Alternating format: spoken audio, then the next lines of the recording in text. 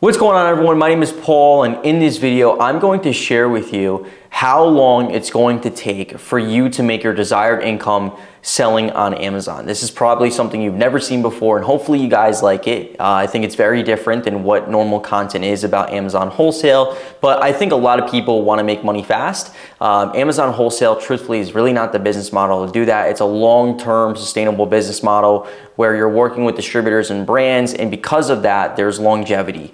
So I'm gonna show you a realistic timeline with how much money you have in your business and inventory value, where you can expect over the course of 6, 12, 24 months, how much money you can have in your Amazon wholesale business if you're consistently reinvesting your profits. So I hope you guys enjoyed this video. If you do, please consider liking, sharing, and subscribing. I would really appreciate it. And if you guys like this content as well, just comment down below. Let me know what I should change or what I should put out, and I'd be more than happy to put it out. So without further ado, let's jump into my Excel file. And I also want to mention, if you guys want to get the Excel file, down below there will be a link that you can click.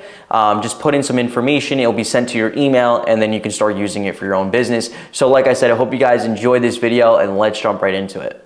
So in the breakdown of this video, we are going to use an established Amazon wholesale business. Someone that's buying from wholesalers and distributors today, is maybe even brands, and they're looking to scale their business to that next level, and they want to know how long is it going to take to go from where I am today to my target and my goal. And even if you're a new business, this is a phenomenal thing to look at because it will give you a real perspective of how long it could take to make real money in Amazon. And by real money, I mean hundreds of thousands of dollars in profit. So without further ado, let's jump into the sheet. And like I said earlier, if you want this sheet, down below there will be a link where you can get access to it, as well as tons of free resources that I have to help you in your business. So hopefully you guys enjoy that, and let's jump right into this. So the first thing is, let's assume this business has made $100,000 in net profit after all taxes and everything. So they have $50,000 in cash. So that is their bank account, that is their Amazon balance, as well as their open orders. Now, open orders, you can get a value of that number by taking your open orders, multiplying it by your average order price, and then getting that value, and then deducting 40% for Amazon fees. You include that in your cash because that is money that you will get paid out in the balance in the future days. The next thing is inventory value. So let's say this business has $50,000 of inventory. That's inventory that would be in Amazon's fulfillment centers, being sent to Amazon, maybe in your warehouse, storage unit, prep center, house, inventory coming from your distributors that you already paid for. All of these things, you want to add it up, and that's what I would consider as liquidity or current assets, right? You can turn inventory into cash relatively quickly. I'm gonna put it on my personal books as something that's an access to a resource to make me money. That's what we're gonna have here. I'm also gonna put 0 for lending because as of right now, they don't have any debt on the business. They've been bootstrapped.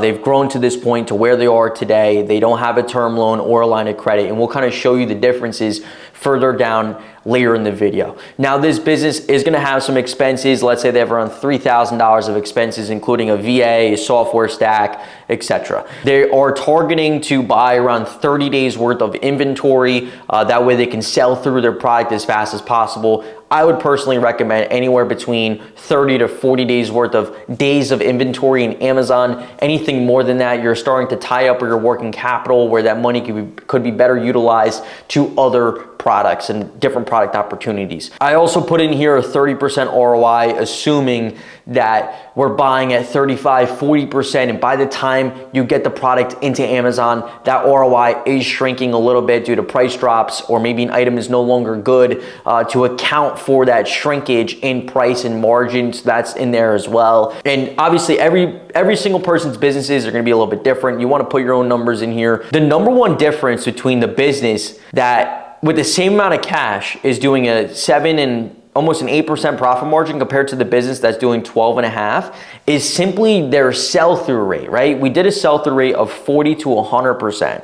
Now, what a sell-through rate is essentially, if you have $100,000, because we're using it in this example, a 40% sell-through rate would mean that you're only selling through $40,000 of the $100,000 that you put out there, which in my opinion is not good, right? Because that is $60,000 of money that can be flipped at a profit that's now losing value by paying more in fees, by money that's tied up in inventory that you can't put onto other opportunities. I mean, your working capital is tied up. We want to be able to increase our sell-through rate. And in my opinion, I think anything that's greater than an 80% sell-through rate means that your business is in a very healthy position to thrive, where you don't feel as if you need to take on more debt in order to grow because your working capital is shrinking because it's tied in inventory that's not selling the way that you anticipated it. So in this example, we're going to use that 80% mark because I think that's the number that you want to be at.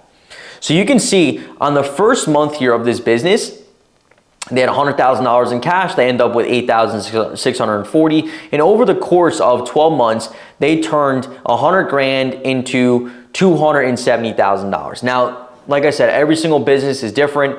This is assuming that this person is reinvesting all their profits. They're not going out and buying dumb stuff like this watch, right? They're reinvesting their money into their business as long as they possibly can to grow their business's equity.